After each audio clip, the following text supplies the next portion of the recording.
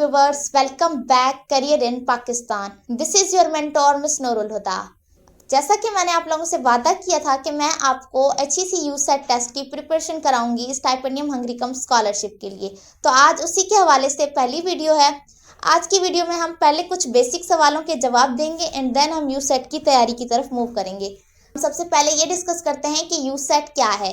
यूसेट basically undergraduate studies admission test है जो कि हर साल HEC कंडक्ट करती है और ये टेस्ट साल में 2 से 3 दफ़ा कंडक्ट किया जाता है, जिसमें पाकिस्तान का हर वो स्टूडेंट जिसने FSC पास कर रखा है, फिर चाहे किसी भी ग्रुप से पास किया हो, वो यूसेट का टेस्ट दे सकता है। और यूसेट टेस्ट के स्कोर की बेस पर वो पाकिस्तान की किसी भी यूनिवर्सिटी में एडमिशन ले सकता है। उसके अलावा HEC की तरफ से ऑफर होने वाली नेशनल और इंटरनेशनल स्कॉलरशिप्स के लिए भी अप्लाई कर सकता है।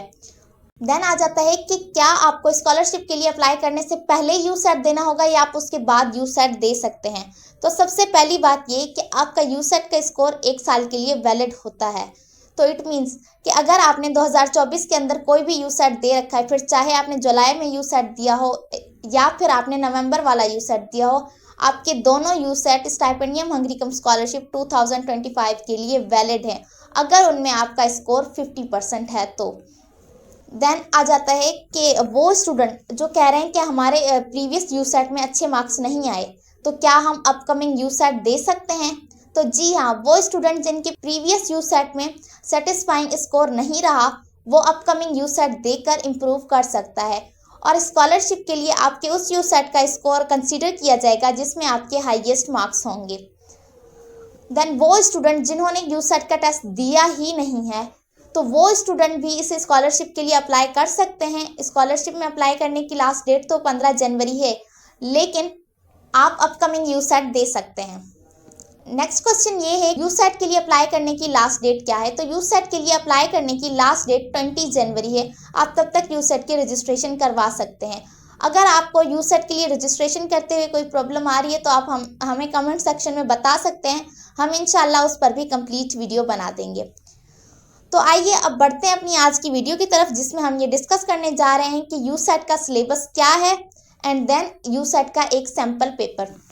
तो ये आपको स्क्रीन के ऊपर भी यूसेट का सिलेबस नज़र आ रहा होगा। इसमें HEC ने वो तमाम टॉपिक्स आपको बता दिए हैं जिसमें से आपका टेस्ट कंडक्ट किया जाएगा। अगर आप इन टॉपिक्स को अच्छे से कवर कर लें तो आपका यूसेट का टेस्ट जो है वो काफ़ी अच्छे मार्क्स के साथ क्वालिफाई हो सकता है। यहाँ पर आपको हर कैटेगरी के हवाले से यूसेट का सिलेबस मिल जाएगा, जो कि तकरीबन तमाम कैटेगरीज के लिए सेम है। जस्ट उनमें जो 30 मार्क्स हैं सब्जेक्टिव पोर्शन के, सिर्फ वही डिफरेंट है उनके सब्जेक्ट के हवाले से। बाकी 75 मार्क्स का सिलेबस हर कैटेगरी के लिए सेम है। तो आइए देख लेते हैं कि सबसे पहले क्या सिलेबस है। अच्छा, यूसेट के हवाले से मैं आपको यहाँ पर कुछ इन्फॉर्मेशन देती चलूँ। यूसेट का टेस्ट आपका जो है वो 100 मार्क्स का होता है, जिसमें आपके 75 MCQs होते हैं और 25 मार्क्स के ऐसे राइटिंग्स होते हैं। MCQs सॉल्व करने के लिए आपको 100 मिनट का टाइम दिया जाता है। उसके अलावा ऐसे लिखने के लिए आपको 40 मिनट्स का टाइम दिया जाता है। और ये चीज़ ये है कि यूसेट के टेस्ट में आपको कैलकुलेटर अलाउ नहीं होता। आपको कैलकुलेशंस जो हैं वो पेपर पेन के थ्रू एक पेज पर ही करनी होती हैं। आइए अब हम प्री मेडिकल कैटेगरी का यूसेट देख लेते हैं। यहाँ पर बेसिकली आपके 4 पोर्शन है, जिनमें पहला पोर्शन है वर्बल रीजनिंग का। वर्बल रीजनिंग में आपके 20 MCQs होते हैं और वर्बल रीजनिंग में ये 4 मेन टॉपिक्स आ जाते हैं। पहला है एनालॉगी। एनालॉगी वर्ड्स पेयर के दरमियान रिलेशन होता है, तो इस पर इंशाल्लाह हम कंप्लीट वीडियो बनाएंगे। नेक्स्ट एनालॉगी आपका 5 मार्क्स का होता है।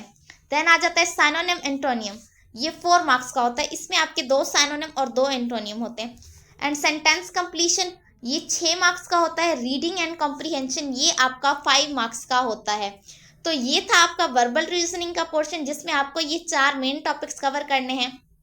नेक्स्ट हमारा जो पार्ट है, पार्ट बी, वो है क्वांटिटेटिव रीजनिंग। क्वांटिटेटिव रीजनिंग आपका 25 मार्क्स का पोर्शन होता है। इसमें अर्थमेटिक्स से 6 MCQs आते हैं, अलजेब्रा एंड फंक्शन से 4 क्वेश्चंस, जियोमेट्री से 3 क्वेश्चंस, इक्वेशंस से 3 क्वेश्चंस होते हैं, स्टैटिक्स क्वेश्चंस होते हैं and scenario based mental mathematics, इसमें से 6 क्वेश्चंस होते हैं। तो ये टोटल मिलाकर आपके बनते हैं 25 MCQs।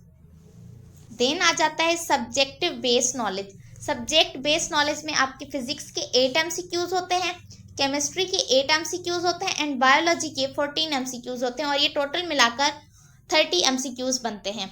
तो आपके जस्ट ये 30 MCQs जो है वो आपका सब्जेक्टिव बेस होता है, बाकी आपका सब्जेक्ट से हटकर होता है। और तमाम कैटेगरीज के यूसेट में सिर्फ ये 30 मार्क्स जो हैं उनके सब्जेक्ट्स डिफरेंट होते हैं, बाकी यूसेट सेम रहता है। एंड देन हम देख लेते हैं पार्ट 2। पार्ट 2 में हमारे पास जो है वो एसे राइटिंग्स होते हैं। इसके लिए आपको 40 मिनट दिए जाते हैं और इसमें आपको 2 एसे लिखने होते हैं। एक एसे लिखना होता है आर्ग्यूमेंट बेस्ड एसे जो कि 15 मार्क्स का होता है, और दूसरा एसे आपको नरेटिव बेस्ड एसे लिखना होता है और ये 10 मार्क्स का एसे होता है। अच्छा, एसे लिखते हुए आपको कोई रिस्ट्रिक्शन नहीं है, आप इंग्लिश या उर्दू किसी भी लैंग्वेज में लिख सकते हैं और इसका आपके टेस्ट स्कोर पर कोई भी असर नहीं पड़ेगा। तो ये था यूसेट का सिलेबस जो हमने यहाँ पर डिस्कस किया।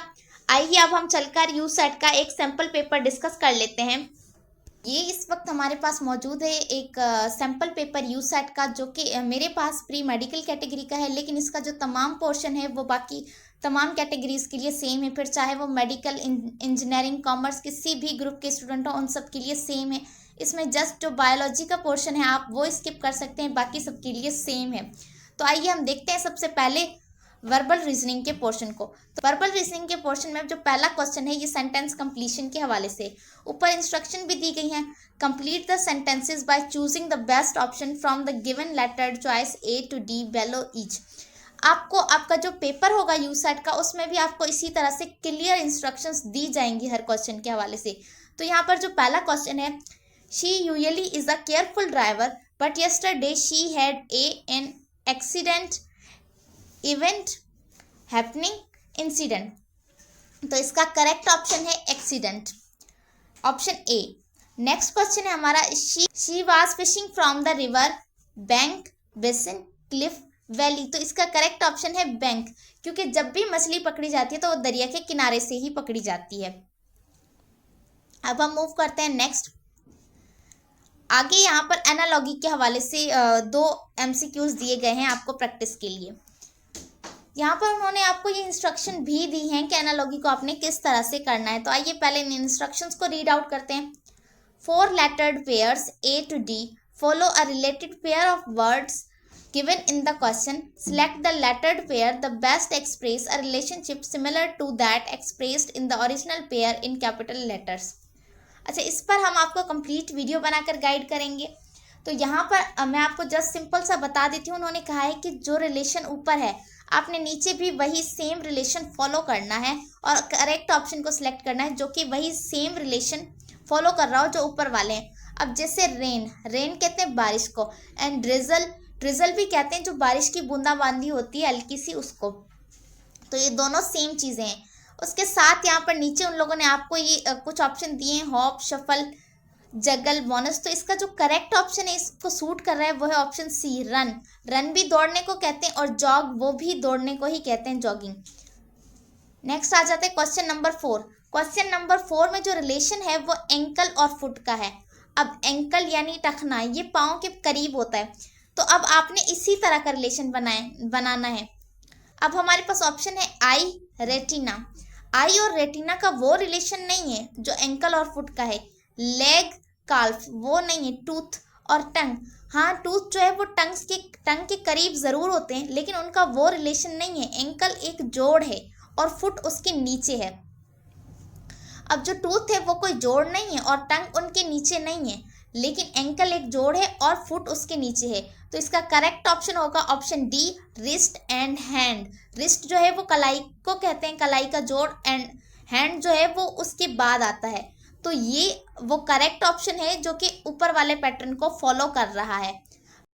अच्छा, अब यहाँ पर हमसे जो नेक्स्ट क्वेश्चन पूछा गया है वो है चूज द लेटर्ड वर्ड और phrase that is most nearly opposite in meaning to the word in capital letter. It means कि हमें इंटोनियम सेलेक्ट करना है। तो यहाँ पर हमारे पास नंबर 5 है, if you are unfamiliar to something it means you are not dash it.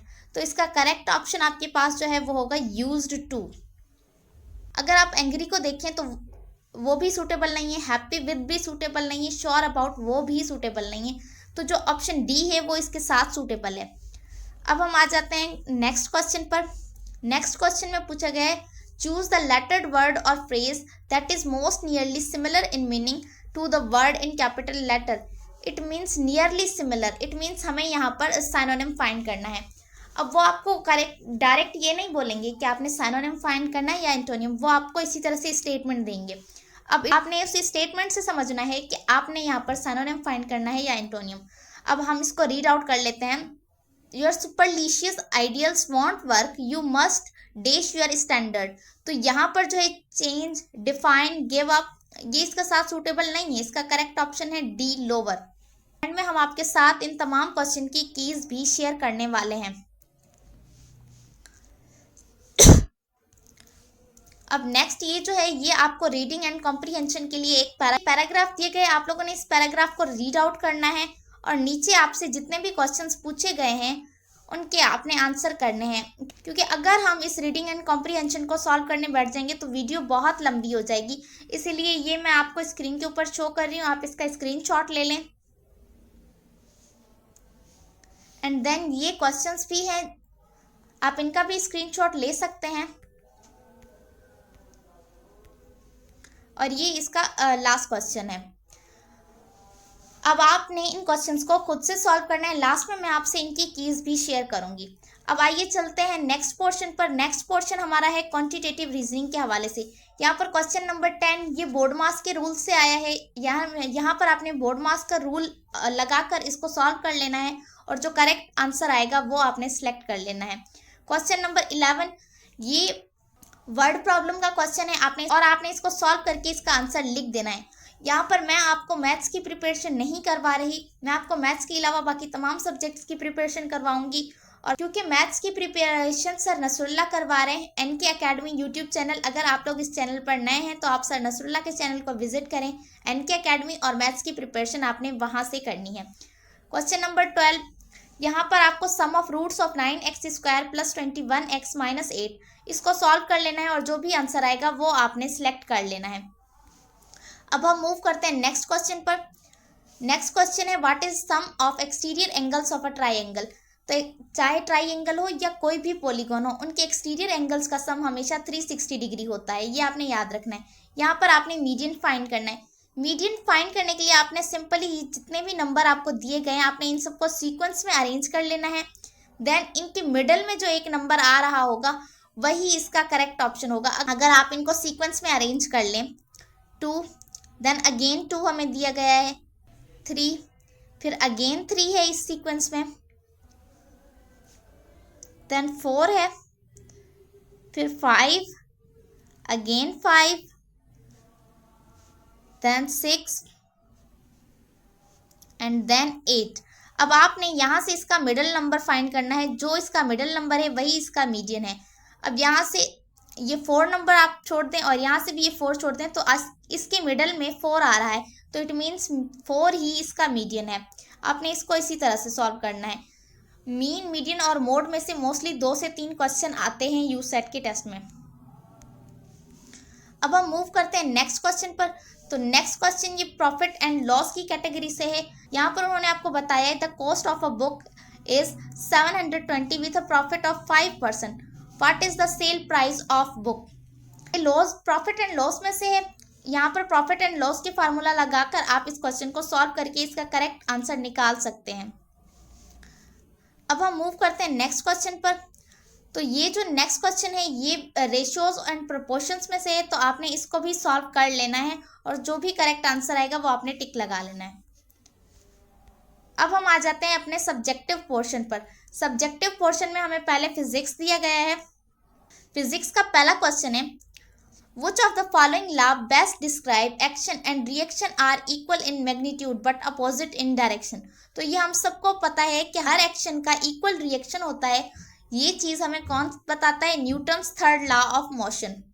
Question number 18 है if no external torque act on a system the total angular momentum of system remains constant. This statement is the base of law of conservation of angular momentum, law of conservation of energy, law of conservation of mass and law of conservation of momentum। तो ये जो statement है कि जो external torque है किसी भी system के ऊपर अगर एक्ट नहीं कर रहा तो उसका टोटल एंगुलर मोमेंटम हमेशा कांस्टेंट रहेगा। तो ये स्टेटमेंट बेस करती है law of conservation of momentum पर। अब हम मूव करते हैं नेक्स्ट। नेक्स्ट पोर्शन है हमारे पास केमिस्ट्री का पोर्शन।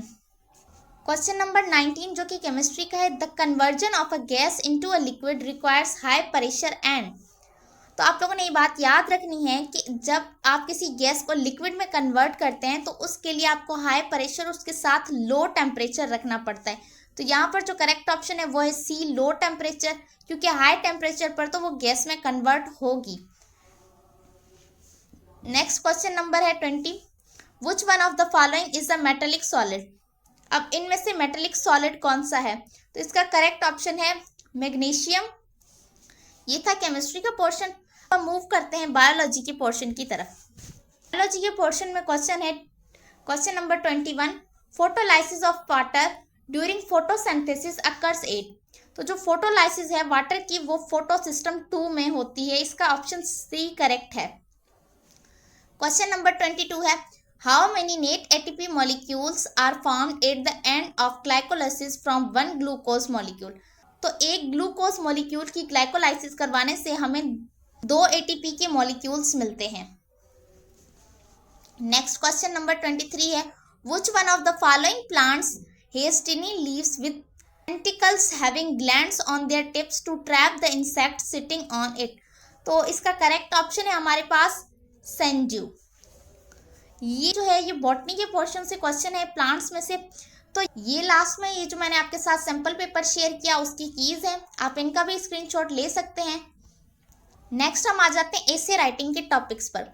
तो एसे के लिए आपको कोई रिस्ट्रिक्शंस नहीं है कि आपने एसे उर्दू में लिखना है या इंग्लिश में, आपने किसी भी लैंग्वेज में लिखना है और इसका आपके रिजल्ट पर कोई इफेक्ट नहीं पड़ेगा। काफ़ी स्टूडेंट होते हैं कहते हैं कि अगर हम इंग्लिश में ऐसे लिखेंगे तो हमें ज़्यादा मार्क्स मिलेंगे, उर्दू में कम मिलेंगे। ऐसा कुछ नहीं होता। आप जितना मटेरियल लिखेंगे, जितना कंटेंट लिखेंगे, आपको उसी हिसाब से मार्क्स मिल जाएंगे। अच्छा, अब यहाँ पर उन्होंने कहा है कि 1 आर्ग्यूमेंटेटिव एंड 1 नरेटिव ऐसे, यानी आपको एक आर्ग्यूमेंटेटिव ऐसे लिखना है और एक नरेटिव। आपको हर ऐसे के 3-3 टॉपिक दिए जाएंगे। अब जैसे हमारे पास पहला है राइट एन आर्ग्यूमेंटेटिव ऐसे on any one of the following topics. ये 15 मार्क्स का होता है। इट मीन्स आपने इस पर ज़्यादा ध्यान देना है। तो पहला टॉपिक है does technology limit creativity. Second topic है are standardised test effective. Third है can we reduce poverty in Pakistan. तो आपने इनमें से किसी एक टॉपिक को सिलेक्ट करना है और उस पर अपना आर्ग्यूमेंटेटिव बेस्ड ऐसे लिखना है। अब हम आ जाते हैं नरेटिव बेस्ड ऐसे पर। अच्छा, यहाँ पर ये जो नरेटिव ऐसे है ये हमारे पास 10 मार्क्स का है और इसके भी 3 टॉपिक्स आपको दिए गए हैं। आपने किसी एक टॉपिक पर लिखना है। तो सबसे पहला है a day at the amusement park. Second है the novel that touched me the most. And third है a time when you experienced something truly frightening. तो ये था एक सैम्पल पेपर जो हमने आपके साथ डिस्कस किया। अब आगे यूसेट की प्रिपरेशन के हवाले से वीडियो का सिलसिला जारी रहेगा और इंशाल्लाह जनवरी में ही हम यूसेट की पूरी प्रिपरेशन मुकम्मल कर लेंगे। आज की वीडियो से आपको ये तो अंदाज़ा हो गया होगा कि यूसेट का जो सब्जेक्टिव पेपर है या फिर ऐसे राइटिंग वो इतना मुश्किल नहीं होता, इजी होता है। उम्मीद है आपको हमारी आज की वीडियो पसंद आई होगी। मिलते हैं आपसे नेक्स्ट वीडियो में, तब तक के लिए अल्लाह हाफिज़।